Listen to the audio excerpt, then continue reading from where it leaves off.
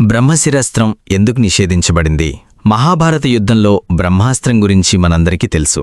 కాని ఆ బ్రహ్మాస్త్రం కంటే 100 రెట్లు శక్తివంతమైన వినాశకరమైన మరొక అస్త్రం ఉంది.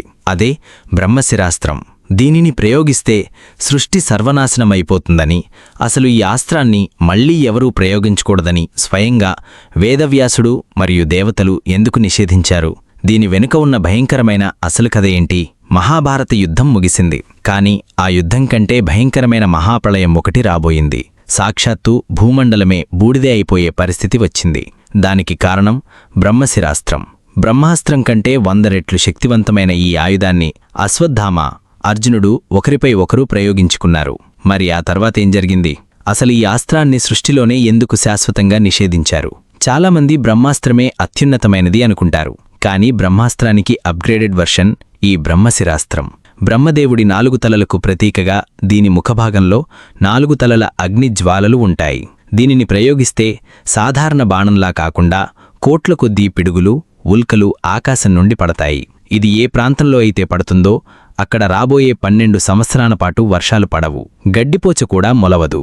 అక్కడి ఉన్న పురుషులకు, స్త్రీలకు, పుట్టబోయే పిల్లలు అంగవైకల్యంకు పుడతారు. అంతటి భయంకరమైన రేడియో ధార్మికత సృష్టించే శక్తి దీనికి ఉంది.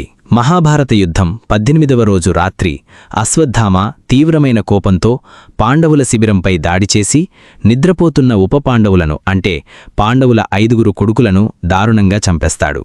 ఈ ఘోరకలిని చూసి ఆగ్రహించిన కృష్ణార్జునులు అశ్వత్థామను వెంబడిస్తారు. వ్యాసమహర్షి ఆశ్రమం వద్ద అశ్వత్థామ దొరికిపోతాడు.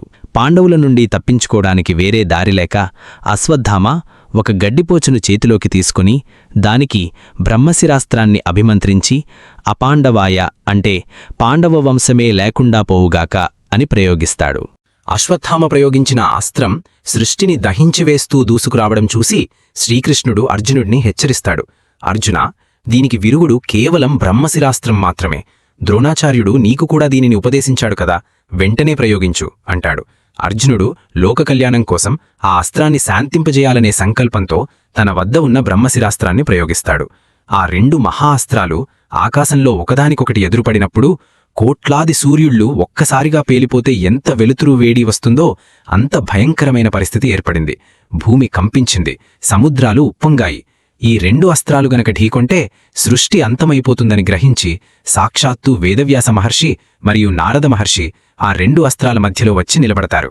వ్యాసమహర్షి ఆదేశం: పూర్వం ఏ మహారథుడు ఇలాంటి అస్త్రాలను మానవులపై ప్రయోగించలేదు. మీరు చేసిన పని వల్ల సృష్టి నాశనమవుతుంది. వెంటనే మీ అస్త్రాలను వెనక్కి తీసుకోండి అని ఆజ్ఞాపిస్తారు. ఇక్కలే అసలు కథ మొదలైంది. అర్జునుడు గొప్ప విలుకాడు, ఇంద్రియ నిగ్రహం ఉన్నవాడు. కాబట్టి వ్యాసుడి మాట విని మంత్రాలను రివర్సులో చదివి తన బ్రహ్మశిరాస్త్రాన్ని విజయవంతంగా వెనక్కి తీసేసుకుంటాడు. కాని అశ్వత్థామకు ఆ అస్త్రాన్ని ప్రయోగించడం మాత్రమే తెలుసు, కాని వెనక్కి తీసుకోవడం తెలియదు. ఎందుకంటే ద్రోణాచార్యుడు అశ్వత్థామ చంచల స్వభావాన్ని చూసి ఆ విద్యను పూర్తిగా నేర్పించలేదు. వెనక్కి తీసుకోలేకపోయిన అశ్వత్థామ ఆ అస్త్రాన్ని అభిమన్యుడి భార్య అయిన ఉత్తర గర్భం వైపు మళ్లిస్తాడు. ఆ అస్త్రం ఉత్తర గర్భంలోని శిశువును అంటే పరీక్షిత్తును చంపేస్తుంది. తర్వాత శ్రీకృష్ణుడు తన శక్తులతో ఆ బిడ్డను బతికిస్తాడు.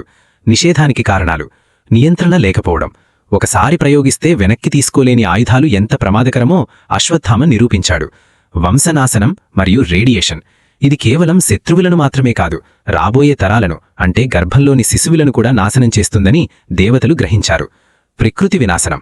12 ఏళ్లపాటు కరువు తీసుకువచ్చే ఇలాంటి ఆయుధం భూమిపై ఉంటే మానవజాతి మనుగడ సాధ్యం కాదు. దీనితో ఆగ్రహించిన శ్రీకృష్ణుడు అశ్వత్థామ తలపై ఉన్న మణిని తీసేసి 3000 సంవత్సరాల పాటు కుష్ఠువ్యాధితో ఒంటరిగా అడవుల్లో తిరగమని శపిస్తాడు. అలాగే ఈ బ్రహ్మశిరాస్త్రాన్ని కలియుగంలో ఎవరూ వాడకుండా దీనికి సంబంధించిన మంత్రరహస్యాలను వ్యాసమహర్షి గుప్తంగా దాచేశారు. అలా ఈ అస్త్రం శాశ్వతంగా నిషేధించబడింది. మహాభారతంలోని ఇలాంటి మిస్టరీల కోసం మన ఛానల్ని ఇప్పుడే సబ్స్క్రైబ్ చేసుకోండి.